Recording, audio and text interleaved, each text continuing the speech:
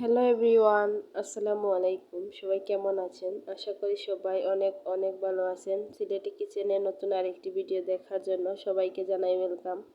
আজকে তৈরি করে দেখাবো কলা আর ডিম দিয়ে খুবই দুর্দান্ত একটি রেসিপি। আশা করি আপনাদের কাছে ভালো লাগবে। যদি ভালো লেগে থাকে তাহলে প্লিজ একটি লাইক দিয়ে পুরো ভিডিওটি কন্টিনিউ করবেন।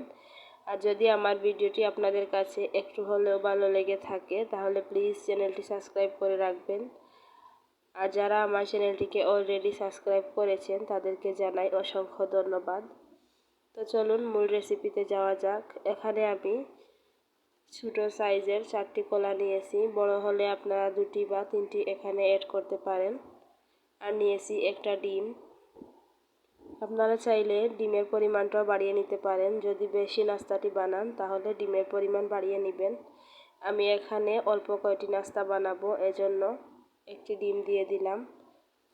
তো এখন ভালো করে একটা কাঁটা চামচের সাহায্যে এগুলোকে ম্যাশ করে নেব। তো ম্যাশ করা হয়ে গেলে এর মধ্যে আমি দিয়ে দিব 1 চিমটি পরিমাণ লবণ। এখন দিয়ে দিব 1 চিমটি পরিমাণ এলাচির গুঁড়া। এলাচির গুঁড়া দেওয়ার কারণে ডিমের একটা গন্ধ থাকে, সেটা চলে যাবে। আপনারা চাইলে এখানে ভ্যানিলা এসেন্স দিতে পারেন। আমার হাতের কাছে ছিল না তাই দেইনি। তো এখন আমি দিয়ে দিচ্ছি পরিমাণ মতো চিনি।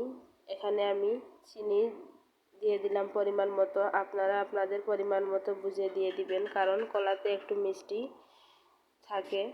তো এখন এগুলোকে ভালো করে মিশিয়ে নিব। যতক্ষণ না পর্যন্ত চিনিটা গলে যাচ্ছে ততক্ষণ পর্যন্ত এটাকে ভালো করে মিশিয়ে নিতে হবে। এখন এই পর্যায়ে আমি এখানে 3 টেবিল চামচ সয়াবিন তেল অ্যাড করলাম। তো সয়াবিন তেল দেওয়ার পর এখন আমি এগুলোকে ভালো করে মিশিয়ে নেব। তো এই নাস্তাটি আপনারা চাইলে বাসায় ট্রাই করতে পারেন। খুবই টেস্টি আর খুবই মজার হয়ে থাকে। আর ছোট বাচ্চা যারা আছে যে ডিম এবং কলা খেতে পছন্দ করে না, তাদেরকে যদি এই নাস্তাটি একবার বানিয়ে দেন তারা নিমিষেই খেয়ে নেবে। আর আপনারা চাইলে বিকেলের নাস্তায় এই নাস্তাটি বানিয়ে নিতে পারেন। চাইলে বাচ্চাদের টিফিনেও সহজভাবে এই নাস্তাটি বানিয়ে দিতে পারেন। খুবই সুস্বাদু এবং পুষ্টিকর হয়ে থাকে। তো দেখুন, এখন আমি এর মধ্যে অ্যাড করে দিলাম 2 কাপ ময়দা। ময়দা দিয়ে এগুলোর সাথে ভালো করে মিশিয়ে নেব।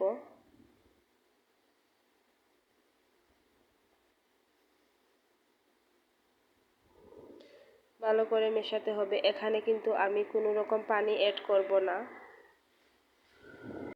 এখন ভালো করে মিশিয়ে নেওয়ার পর এর মধ্যে অ্যাড করে দিলাম পাউডার মিল্ক আর দিয়ে দিলাম বেকিং পাউডার। তো বেকিং পাউডারটা অবশ্যই দিবেন।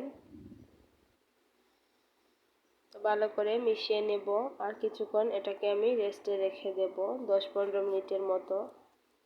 আপনারা চাইলে আর একটু বেশি সময় ধরে এটাকে রেস্টে রেখে দিতে পারেন।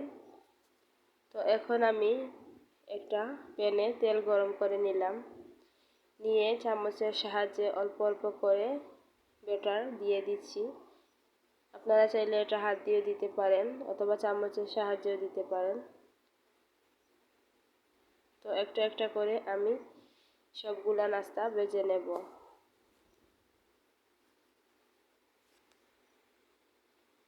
তো একে একে আমি সবগুলা নাস্তা ভাজার জন্য দিয়ে দিলাম।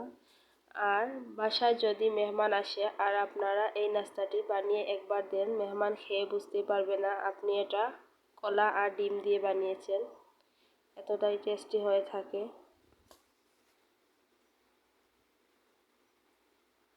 তো দেখুন, সবগুলা নাস্তা আমি চুলার আঁচটা মিডিয়ামে রেখে ভেজে নিচ্ছি।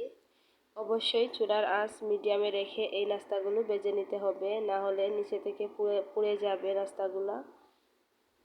তো দেখুন, এখন আমি নাস্তাগুলা উল্টিয়ে দিচ্ছি আরেক পাশ হওয়ার জন্য।